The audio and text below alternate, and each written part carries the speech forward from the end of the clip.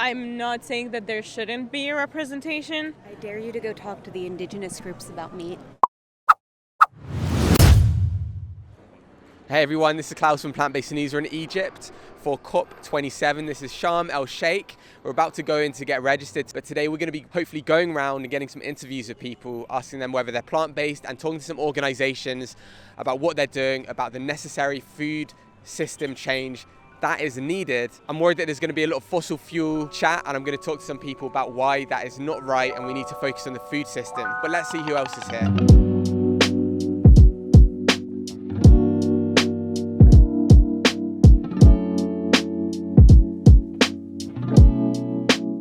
So we're asking people today what they think the biggest thing they can do to hit net zero is.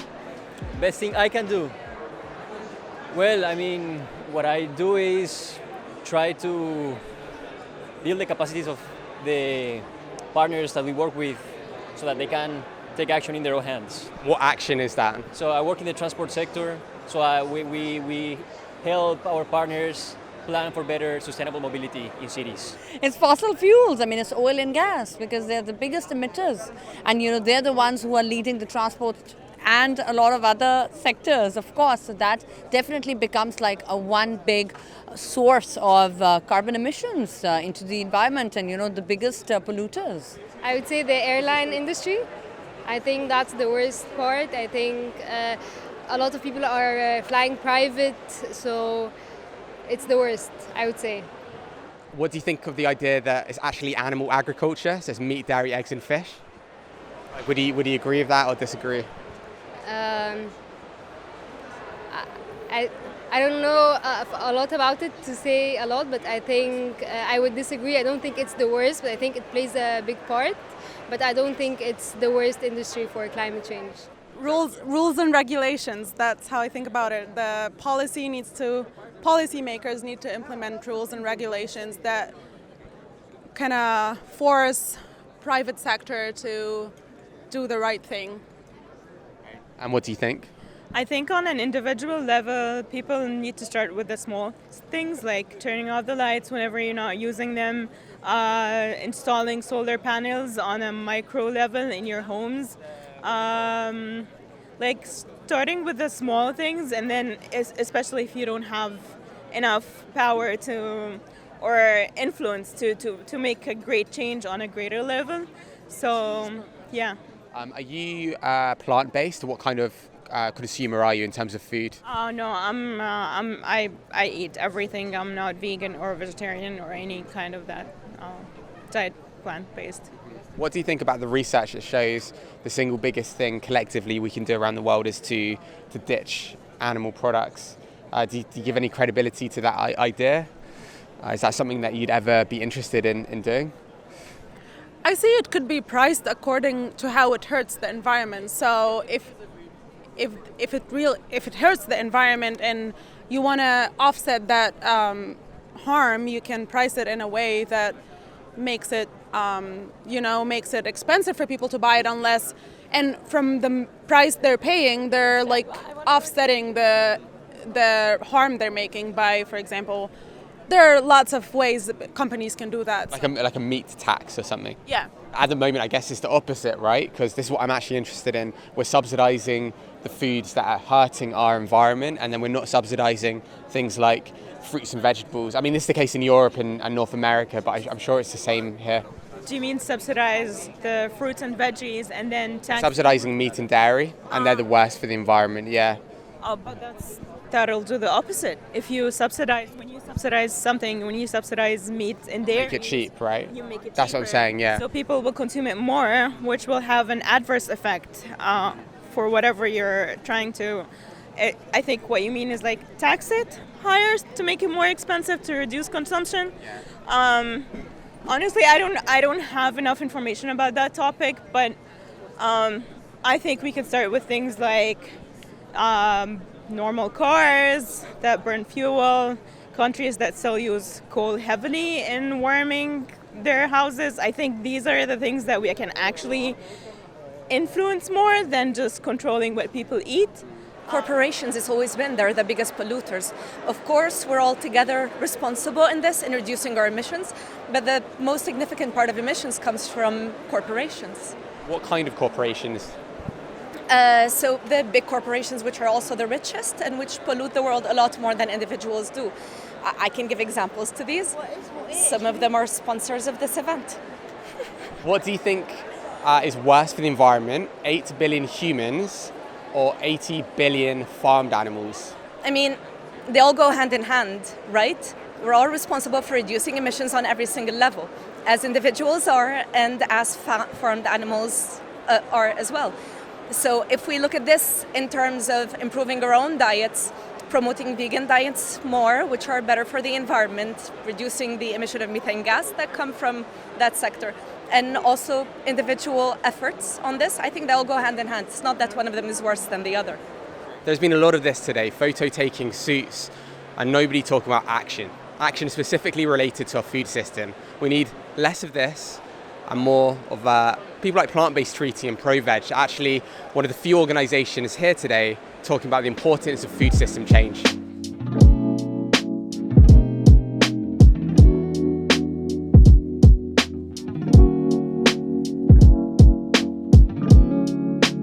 Now, what's interesting about this is the 2016 Paris Climate Agreement stated that we must aim to limit global warming to 2 degrees Celsius above pre-industrial levels, with a target of 1.5 degrees. And what have we heard since then? Drive less, fly less, take shorter showers, less heating, less fossil fuel emissions, right? Yet the science says something different. According to a major report published in Science Journal, even if fossil fuel emissions were eliminated immediately, emissions from our food system alone would make it impossible to limit global warming to the 1.5 degree threshold, and difficult even to limit to 2 degrees. If that's true, our politicians are feeding us a lie. The lie that somehow, by reducing our energy consumption and transitioning to renewables, without any change to our eating habits, we'll miraculously hit net zero by 2050. Because according to this research, unless we dramatically transform our food system, which includes what we eat and how it's produced, global temperatures are likely to spiral out of control. When I first found out about this, I couldn't believe it. So I did a little bit of digging, and this idea was corroborated by another, even more substantive study conducted by the University of Oxford. It was in fact described as the most comprehensive study of its kind and showed that ditching animal products is the single biggest thing we can do to reduce our impact on the climate. So the question we're asking today is, what industry contributes the most to climate change and greenhouse gas emissions? Well, I know one of the top one is refrigerants. Would you say that's the leading one? If you had to hazard a guess, what would you say the leading one is? Transportation. What if I told you it was actually animal agriculture, so our consumption of meat, dairy, eggs and fish? I'm not surprised because I think I read that, so yes. The energy industry, like coal and oil, both the selling of it and the extracting it from the ground. Here's the question, right? A lot of people say the same thing. If you think you read it, why did you not answer that when I asked you what you think the biggest contributor is? Because, well, I'll tell you from my professional background in public communication is I don't think there's enough public awareness on the fact that food waste is a leading cause of emissions. I think it's fossil fuels that contribute the most. What if I told you it wasn't? What if I told you it was actually animal agriculture? It might be also a way, but I think it's not. I think it's fossil fuels the first. So I think the biggest thing that we can do is to switch from a linear economy to a circular economy. So instead of throwing things that you've used, either reuse them or recycle them. So I think that's what people can do on every facet of their life. Did you know that factory farmed animal products are better for the environment than free range grazing animals? Maybe. But again, why are we focusing on that? Because it's the biggest contributor, it's the biggest emitter of greenhouse gas emissions, the biggest loss of biodiversity results from our treatment of animals. It's like when we decide to do, to change things by doing things ourselves. We have huge economies, we have huge ways, we have technology, and we decide that we actually don't want to do that and we want to do things the old-fashioned way. And how do you mean? Do you mean like animal farming is old-fashioned kind of thing? The whole point of the technological progress that has happened is that people's life have improved dramatically over the past 100 to 150 years. Life expectancy, things like that, right? Everything. But also the People's health is worse though. No. Quality of life. No, I don't think so. Really? If you take about 20 years, 30 years ago, why would you think it's less? Well, in terms of the health challenges that we're facing now, like so we're living longer, but the quality of life is less. How did you decide that? World Health Organization decides. Like, I mean, I've looked at some studies from them. It's pretty obvious because I disagree. you look on the high street, right? Yeah, but I think people are less healthy than they were 20, 30 years ago. And you're bringing in the advanced economy point of view. Go and look at, post-communist, Europe. What has happened to life expectancy and how things improved? What is it that he wanted to say? So you were saying something about changing the meat-based plant diet to something more planetary and vegan and vegetarian. And I think this is something that comes from a little bit of a privilege point of view, because so many countries around the world, you can't simply tell people who are especially in poverty or whichever the backgrounds that they can change their diets. Like countries in Mongolia, for example, it's extremely cold in the winter, and consuming lots of meat and fat that comes from the cattle that they raise is very important to stay warm during the winter. So it's a necessity, right? Yes, it's a life necessity. So this is something that cannot be necessarily implemented around the world. Where are you from? I'm from Egypt. And do you think you can live a plant-based diet here? Egypt is mostly, lots of people consume meat and especially chicken, because some households raise chicken and birds in the households, and you simply can't tell them that, you can't. I'm asking you, do you think you can? I think that Egypt is largely plant-based, but not because it's a choice, but it's because here it's the cheaper option. I think transportation is a major one. Yeah, we really need to figure out how to reduce emissions from flying, driving, especially in major cities. That's a very tough question. I think the fossil fuel industry is one of the major sources of carbon dioxide, as well as the packaging industry. So if we start from a smaller level, from the individual level, if businesses start shifting towards sustainable packaging, we would avoid the huge number of plastics that would be in the oceans. And instead of governments paying to get those plastic out of the ocean, this money could be utilized for something else, such as providing food, security, housing, and other necessities for the citizens of the country. So what do you think is the biggest contributor to climate change, if you had to pick out one industry in your opinion? I think adaptation and also financing. Fossil fuel emissions or emissions from our food system? Fossil fuels. I would say fossil fuels. So here we have EcoShip, which is a prime example of the kind of techno fixes that I'm talking about. Why is nobody talking about fishing though? And what's really scary is the sheer speed at which our natural habitats are being destroyed. 25 million acres of forests are cleared every year globally, and that's before we think about what happens beneath the land. According to the FAO, 3.9 billion acres of ocean seafloor are also deforested every year because of our insatiable demand for fish, because of bottom trawling. Building a future of green possibilities. This is what it says. I asked a guy a minute ago who's running this stall, are you talking about food system change? He didn't even know what I meant. He's not talking about shifting away from animal agriculture. So we have a situation where hundreds of stalls are using this kind of language, but they don't even know how to build a green future.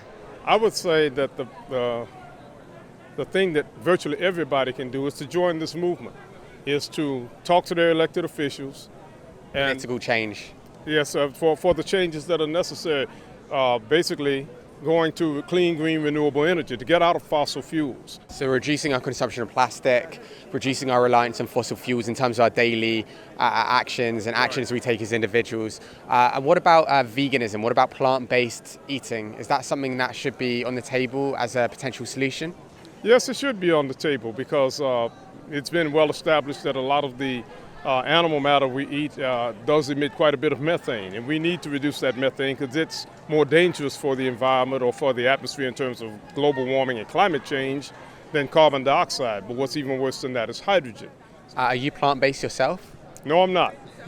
Would you be interested in adopting a plant-based diet given what we've just spoken about? To some extent, yes. I do still eat meat, but I try to limit the amount of that. That's another thing people can do if they're basically meat eaters and they don't want to become a complete vegan, that they can, intersperse some of that in their diet. It's probably going to be healthier for them, and I certainly know I could do that for myself too.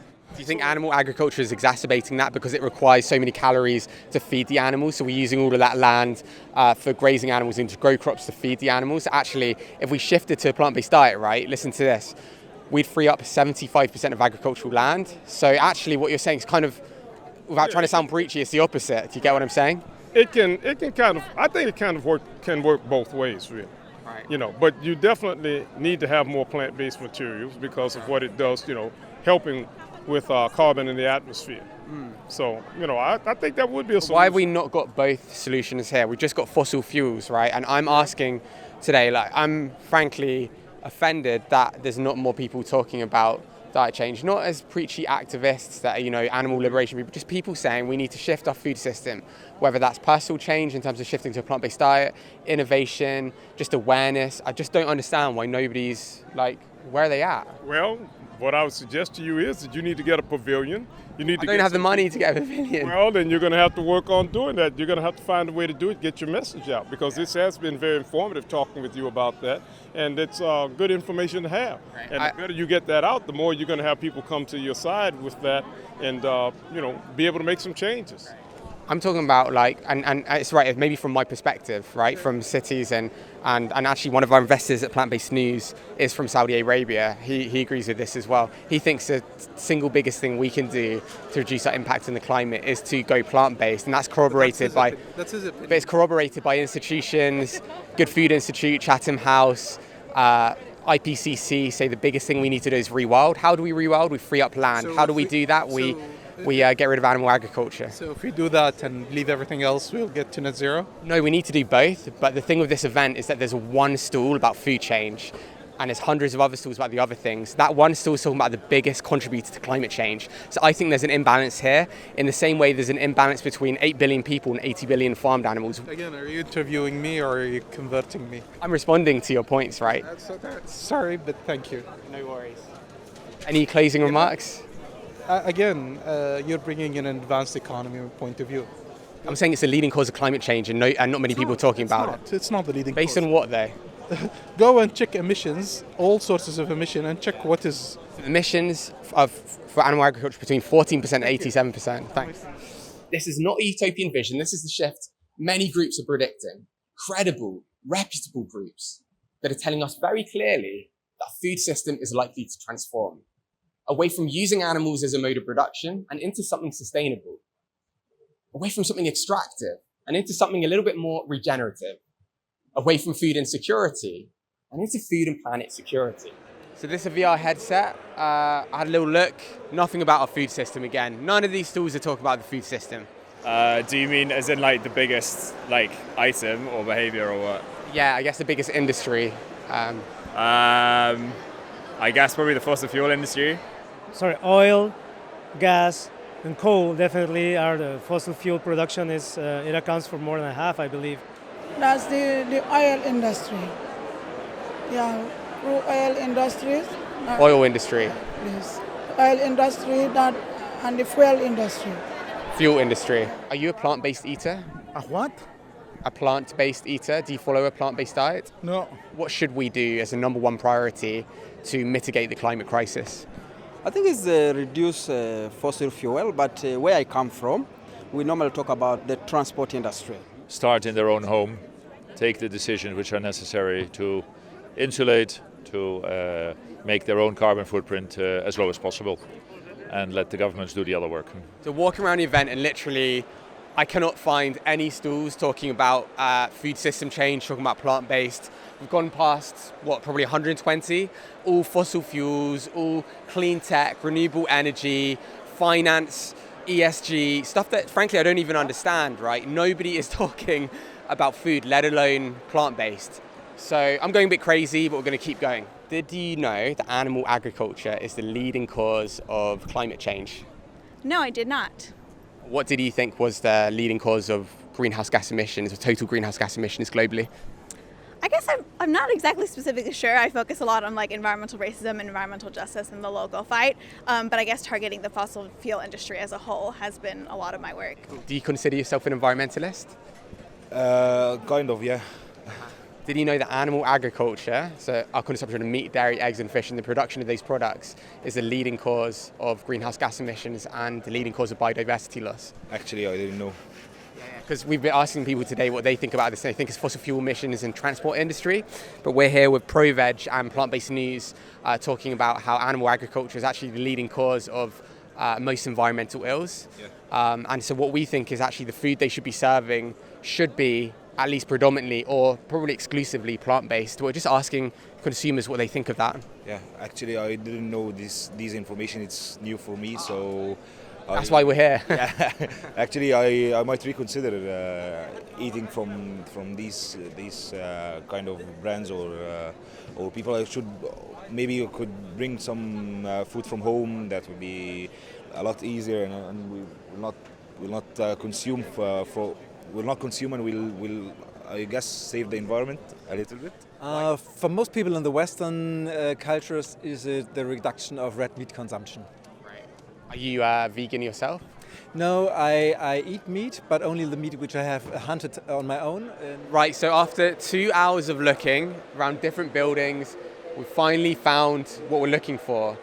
Agriculture, food system change, that is what's going to be within this area here, we're hoping. Let's have a look. Elizabeth, thank you so much for being here. Happy to be here. So we're with ProVeg, the Food for Climate Pavilion. Tell us about it. Yes, so they're doing wonderful work here. They're actually spreading the news, the real news.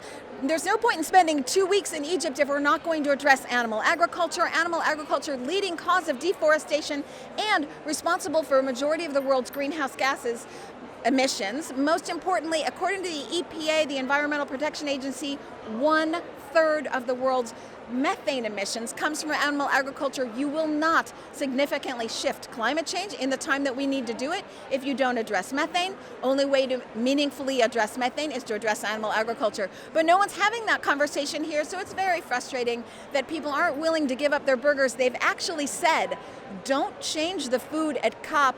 We don't want to have meetings if we can't have our burgers. And so you're seeing chicken, burgers, fish served here at a climate change summit. It is crazy. Shout out to ProVeg though for putting together this. But why has it taken us 4 or 5 hours to find one stall? There's thousands of stalls here today. Why is it taking so long? Well, countries around the world have their own song to sing, if you will. So COP has become more of peacocking, I think, than anything else. Everyone really singing what they've got to say. So it is frustrating that they've been reticent to let food on the agenda, but I don't want to be all negative. Food is on the agenda, finally. I don't think it will make it to a negotiations point, so I don't think you'll see it as a takeaway from the conference, but it is here, and they're talking about it for the first time. So I think next year in Dubai, you'll see even more food conversations come into the realm. And just lastly, where are you from? I'm from Los Angeles. In terms of your organization? Yes, I'm the CEO of VegTech Invest. We have the world's only plant-based innovation ETF traded on the global market. So if you want to invest your dollars to shift the global food supply system, we're the only place you can do that for plant-based innovation. Thank you so much. So what are the solutions? Well, according to our politicians, we've got to protect natural habitats, mobilize finance and ESG initiatives, and accelerate a shift towards renewables. But these are, for the most part, outside of our hands. We can, of course, campaign and protest. We can vote every 5 years, but there's a limit to how much we can influence policy. And from that standpoint, it's easy to feel helpless and powerless. But the real tragedy is not that we're powerless, but that actually one of the simplest, most significant things we can do to hit net zero is in our hands. It's just not being talked about. Right, so I did my talk a little bit earlier in the day. So I've just spotted this queue and hundreds of people queuing. I've just realized they're serving chicken burgers and beef burgers. Isn't it depressing that they're serving those things? Isn't it depressing there's more people queuing over there for that food than there were in my talk? And what do you think is the single biggest thing we can do as individuals to reduce our impact on the climate? Well, it is important to act on your own behavior. Use less energy, use products who are energy efficient, and try to convince people around you to do the same. Do you consume a plant-based diet? I'm not at this stage, no. We need to ask ourselves, what can we do 3 times a day right now? You see, all plant-based products on a net basis are significantly better for the environment than the animal product alternative. And that's because you're taking out the intermediary, you're taking out the animal through which the nutrients are filtered. So as we come to the end of this talk, if you're thinking, but I'm only one person, I can't make much of a difference, well, please take into consideration the following number, 20,000.